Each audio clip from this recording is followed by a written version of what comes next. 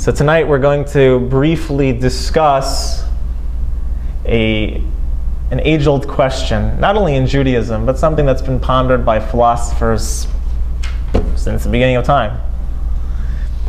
We have an apparent paradox between two axioms in Judaism. Number one, God is omnipotent. If God is omnipotent, He knows the future. He knows what we're going to do tomorrow, what's going to be tomorrow. Nothing that God doesn't know. On the other hand, we have the axiom of free choice. Human beings possess free choice, true free choice, that we can really choose to do right or wrong, and it's up to us. So how can those coexist? It's a philosophical quandary. Everybody see the paradox? So free will is essential to Judaism. One of the 13 principles of faith is that God rewards good and punishes evil. If deeds are predetermined, how could one be accountable for the things that they did wrong? Or rewarded, for that matter, for the things that they did right? If everything's predetermined, if God knows the future, so freedom of choice is a reality, and a person can really choose something entirely of their own volition, then God's foreknowledge seemingly is not absolute. Because if I can choose something completely on my own volition, something that has nothing to do with any other influence, and God didn't know what I was going to choose, then that limits God. If God did know what I was going to choose, then maybe that limits my free will. So that's the paradox. Now, this question, this paradox, has been addressed in the classical works of our sages and the major rabbinic philosophers for many generations. It's a very, very deep subject. Countless volumes could be dedicated just to discussing this one topic. The Rambam, Maimonides, says that the full answer to this, he describes it as longer than the measure of the land and broader than the oceans. But I want you guys to come back in the future. So we're just going to give some general principles, some food for thought, and lay out the conclusions that have been discussed in our tradition. Again, realistically, tonight we're only going to highlight some general concepts.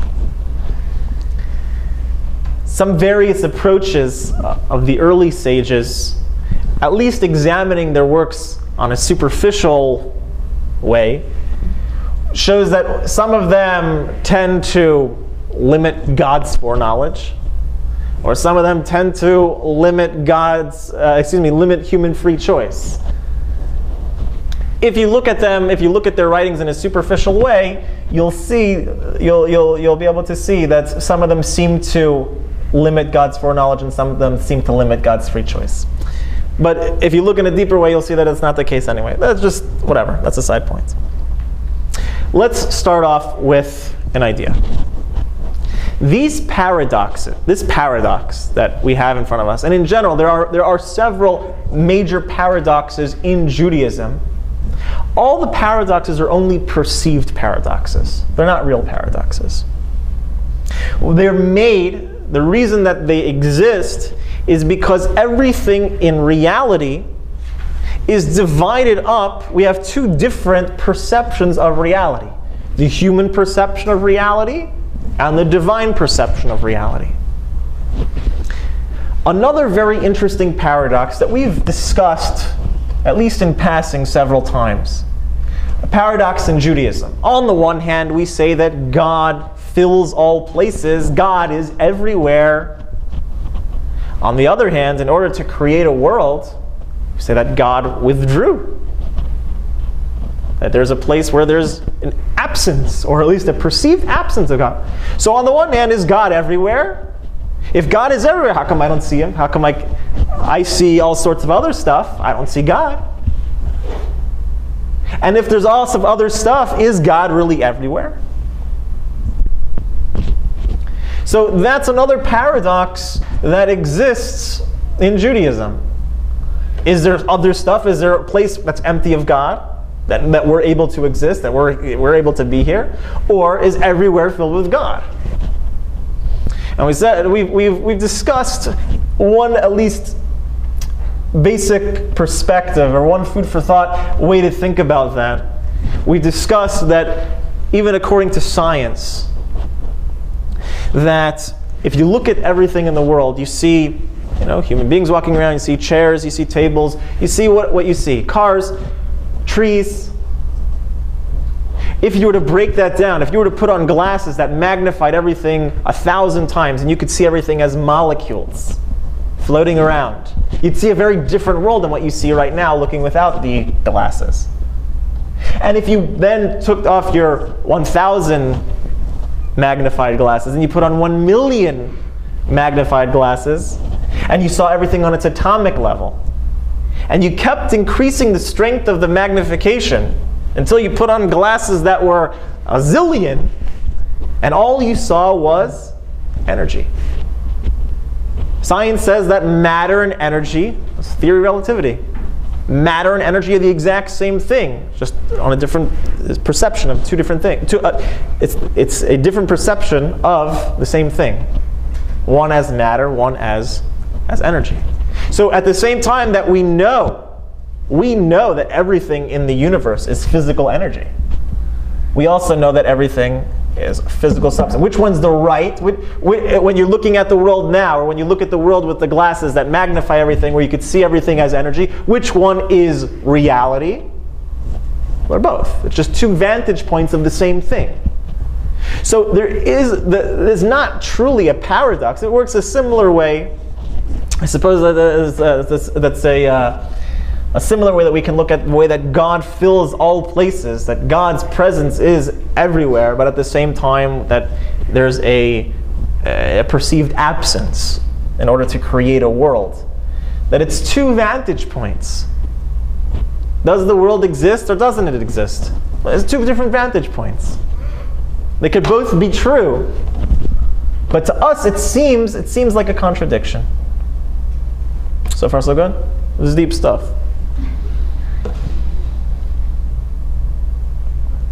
So a human being is confined to, his experience of reality is confined to the five senses. Anything beyond the five senses is beyond his scope of reference, that nothing exists, so to speak, beyond those five senses. So when we're trying to envision ultimate truth, we're left in a state of confusion. Because when we see the world, I see the world as I know the world to be, as my five senses will allow me to see them. So when it comes to the debate or the paradox of free choice versus divine foreknowledge, a similar thing is true. That the paradox isn't truly a paradox, it's more of a perception thing. First things first, the way that the Rambam says.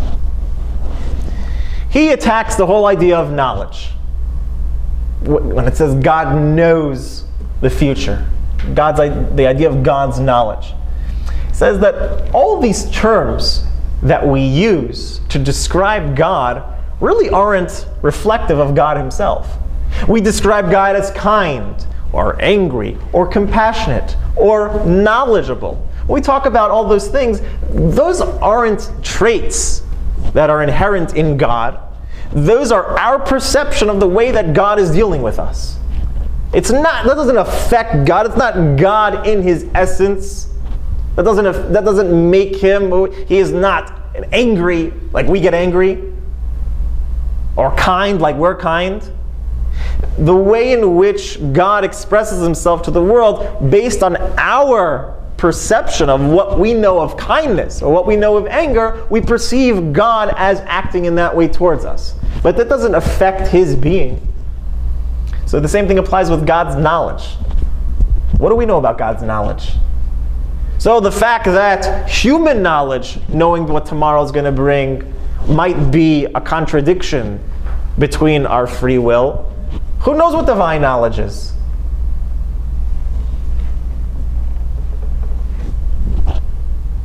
So we as human beings cannot even pose the question. Why? Because we lack the ability to know in what manner God knows all of creation and their activities.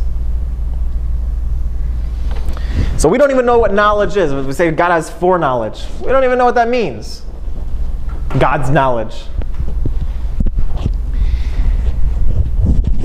In a more conclusive manner, let's discuss the Rebbe summarized in several letters many of the opinions that have been developed and concluded by the classical sages. So we're going to discuss two ways of approaching this paradox through the writings of the Rebbe. Sound good? Okay. Number one, foreknowledge, the fact that God knows what's going to be tomorrow, is not a problem at all. Why is it not a problem? Just the fact that God knows what's going to be tomorrow, how does that affect your free will? The only thing that could affect is compulsion. If God took your hand and forced you to do something. But just his knowledge of what's going to be tomorrow doesn't affect your free will in choosing to do it. For example, let's take it on a very human level. If a prophet or a clairvoyant, a psychic, looks in their crystal ball or whatever and knows exactly what you're going to do tomorrow, they keep it to themselves or whatever, does that affect your free will to do it tomorrow? The fact that they know that you're going to do it? No. They know what choice you're going to make tomorrow. That doesn't affect your free choice. They have knowledge of what your free choice what your free choice is tomorrow. If tomorrow's newspaper shows up today at your house, they throw in the Sun Sentinel around and, oh my gosh, this is tomorrow's newspaper. How'd that happen? So all the stories that you read about who did what and who said this, that doesn't affect their free will tomorrow to do it. You just know about it. So the first thing is that it's not a paradox at all. Compulsion, if they were forced, if God took their hand and did, or took their mouth and did with their mouth, but just knowing what's going to be tomorrow, there's no contradiction. Knowledge doesn't affect your free will. The second approach is really similar to the first, but it's taking it a little bit deeper. And it's something that it's difficult for the human mind to grasp their heads around because we're so confined to this thing called time. The paradox between God's foreknowledge, knowing what's going to be tomorrow, and our free will can only be questioned in a time-bound world. Our sages teach that the concept of time is something that's part and parcel with creation. It's something that God created at the time of creation. It's not something that is an intrinsic and absolute reality. It's very hard for us to think about because we're so used to everything being in time. But time is a creation. In the past 100 years, it's become more understood that time is simply a dimension of matter. Just like you have the measure of length, the measure of width, and the measure of height, so too you have the fourth dimension, the measure of time, the measure of change, which is time. Time is the measure of change. This is how it is examined and looked upon in physics. The theory of relativity shows that time is relative and not absolute. So the facts indicate that time, like everything else in creation, is a constriction, a limitation, a veil, a concealment, and not a necessity and an absolute as was once thought. In fact, time is an illusion. Rav Dessler, famous sage from this past century, the 20th century, says like this: when a person is born, he's placed under the concealment of time. After his passing, the concealment of time is removed. And he will view everything simultaneously. Again, we can't fathom what this means because we're so confined to time. But once that veil is removed, we'll see everything simultaneously. He will see that time is a veil, since everything was really one reality appearing all together. So in reality, time does not exist. Everything is existing all at once. Again, to wrap our minds around this is what's interesting is Dr. Raymond Moody was a very famous book called Life After Life, where he speaks to people and interviews people who had near-death experiences. Many of them report in their experience, their near-death experience, that they felt the experience of what it's like to be beyond time, to be beyond the confines of time. Interesting. So from the divine vantage point, there's no such thing as time. God exists. The spiritual world exists above time and its limitations. Now, again, it's hard for us to imagine what that means, but if we can picture it in an analogy, a way to kind of get some frame of reference as to what we're talking about over here. Rav Dessler uses the analogy of taking a card with a hole in it over a map. We're going to use a slightly different approach. Imagine you're on a train. You're on a train that has 10 stops. Okay, so picture a long line, and there's stop A, stop B, stop C, stop D, and you are the passenger on the train. You enter on, stop A, and you get to stop B, and the train stops, and you go to stop C, and then you go to stop D, and so forth until your final destination, stop G, which is the end of the track. So, for you, as a passenger, going on the train, as a person moving with the train, everything seems to you as a sequence. There's stop A, there's stop B, and there's all the time of going to stop A and B. Now imagine an onlooker from a helicopter, from a high mountain, who can see all the track all at once. So from that vantage point, from the vantage point above, everything exists simultaneously. What you perceive as the passenger, as a past, present, and future, I'm in A, and then we're going to end up in B, and then we're going to further end up in C, all the way to G. I, on top of the mountain, who I'm looking down, can see everything all at once. I see all the stops, everything existing simultaneously. Now again, this doesn't clarify the concept of being beyond time and the vantage point of the divine vantage point, looking from above to below, and our vantage point, but at least it gives some semblance of an idea of what we're talking about. So the onlooker from above is able to see everything in a single sweeping glance, whereas the passenger perceives it as a progression, as a sequence. Being that God is beyond the idea of time, past, present, and future are all equal to God. Just like knowledge of a certain event that happened in your past, me knowing something that happened in your past doesn't affect your free will in doing it, so too by God, knowing the future is the same thing as knowing the past. It all exists simultaneously to Him. It doesn't affect our free choice. This is what's been deemed by the Jewish mystics, God, who exists past, present, and future all as one, as being involved in what's called the eternal present. There is no past, present, and future. It is just one eternal present. And so knowing the past of a person, for us, just like me knowing what you did yesterday doesn't affect your free choice in doing it, for God the same thing applies to the future, because by God there is no past, present, and future. That's a veil that's put on us from our vantage point. We'll close with our weekly meditation. Weekly meditation is actually a point that the Rabbi brings in his explanations, his insights into Pirkei Avos, the ethics of our fathers.